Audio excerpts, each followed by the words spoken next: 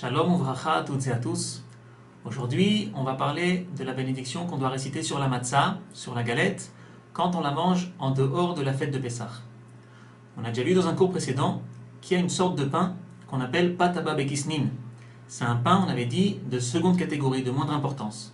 Et donc, on ne récite pas sur ce pain-là la bracha la plus importante, qui est la bracha de Hamotzi lechem mina haaretz, mais la bracha de Boré mine mezonot, une bracha de moindre importance.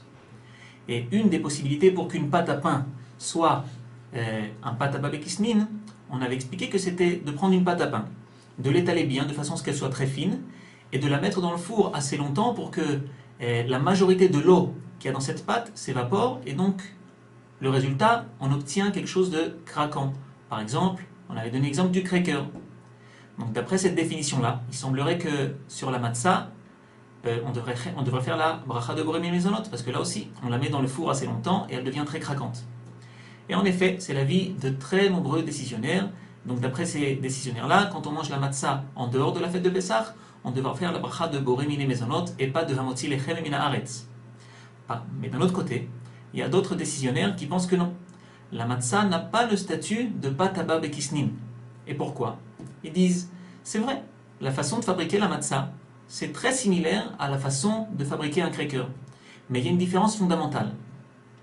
Parce que pourquoi on dit que le pâte à babekisnin ou le cracker, c'est un pain de seconde catégorie? Parce que c'est une sorte de pain sur lequel les gens n'ont pas l'habitude de fixer leur repas. C'est quand qu'on mange un cracker? Quand on a un petit creux comme ça en milieu d'après-midi, on ne fixe pas un repas sur des crackers. C'est pas comme du pain. Le pain, on le mange quand on veut faire un repas. Donc le pain, il est le plus important, on fait la bracha de Hamotzi. Et le cracker, non. Alors réfléchissons, la matzah, quand on la fabrique à l'usine, c'est pourquoi? C'est pour qu'on la mange quand on a un petit creux? Non, pas du tout. On la fabrique pour la fête de Pessah, pour que les gens fassent leur repas sur la matzah. Donc bien que moi maintenant je la mange après Pessah, étant donné qu'au moment où on l'a fabriquée, c'était pour que ce soit un pain de première catégorie, le pain sur lequel je fixe mes repas, alors même après la fête, quand je mangerai la matzah, ces décisionnaires-là pensent qu'on fera la bracha de Hamotzi, puisque ça n'a pas le statut de pâte à babekisnin. Donc sur la matzah, le reste de l'année, on a une divergence d'opinion. Il y en a qui disent qu'il faut faire Boré mine mezonot, d'autres disent qu'il faut faire Hamotzi lechem mina haaretz. Qu'est-ce qu'on fait en pratique? Alors le Hida, qui est un des plus grands décisionnaires du judaïsme séfarade, il a vécu il y a un peu plus de 200 ans, témoigne que la coutume dans les communautés séfarades est de considérer la matzah comme un pâte à babekisnin. Et donc, on fait la bracha de Boré mine mezonot simplement. Mais le Hida dit que celui qui voudrait agir au mieux, il essaiera de sortir de cette divergence d'opinion malgré tout. Comment il fait? Il a deux possibilités. La première possibilité, c'est de manger cette matzah dans un repas où j'ai déjà fait motzi sur du pain.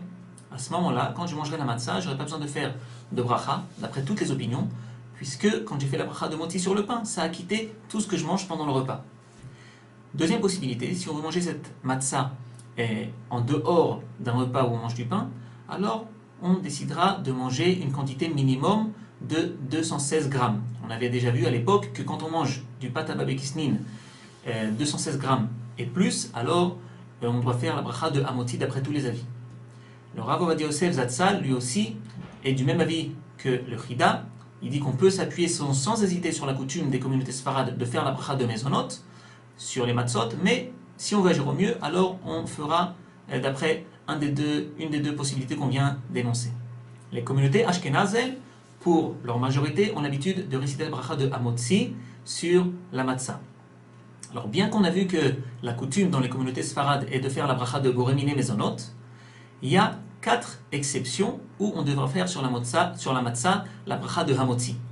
La première exception, la plus simple, pendant la fête de Pessah elle-même. Pendant la fête de Pessah, la matzah, c'est le pain de première catégorie de tout un chacun. Donc ça n'a pas du tout un statut de pâte à babekisnin, et on devra faire la bracha de Hamotzi lechem mina haaretz. Même chose, à la sortie de Pessah, le soir de la sortie de Pessah, il y a encore de nombreuses personnes qui mangent la matzah, qui ne se sont pas encore remis au pain, et donc à ce moment-là aussi, c'est un pain encore de première catégorie, et on devra faire la bracha de Hamotzi. Troisième exception, une personne qui, pour des raisons de santé, mange très peu de pain pendant toute l'année. Son pain, à lui, c'est la matzah. Alors étant donné que pour lui, son pain c'est la matzah, alors c'est un pain de première catégorie. C'est pas un pâte à babekisnin. Donc il devra faire la bracha de Hamotzi. Et quatrième exception, ce sont les matzot molles. Aujourd'hui, on fait des matzot qui sont assez épaisses et que quand on les tord, elles se plient, elles ne se cassent pas. Et elles ne sont pas chametz, mais elles ne sont pas craquantes. Donc sur ces matzot-là, il n'y a aucune raison de dire que c'est un pata bavekisnim, puisque ça ne ressemble pas du tout à un cracker. Et donc, il faudra faire la bracha de hamotzi lechem min haaretz. Donc, on résume ce qu'on a dit aujourd'hui. La matzah, en dehors de la fête de Pessah, il y a une divergence d'opinion. Certains disent hamotzi, certains disent qu'il faut faire la bracha de boré mine mezonot. En pratique, les communautés ashkénazes ont l'habitude de réciter la bracha de hamotzi. Les communautés séfarades ont l'habitude de réciter la bracha de boré mine mezonot. Mais pour agir au mieux, elles mangeront ces matzot soit dans un repas de pain, et donc on ne fera pas de bracha sur la matzah, ou alors elles mangeront au moins 216 grammes de matzah, et à ce moment-là, elles feront la bracha de hamotzi.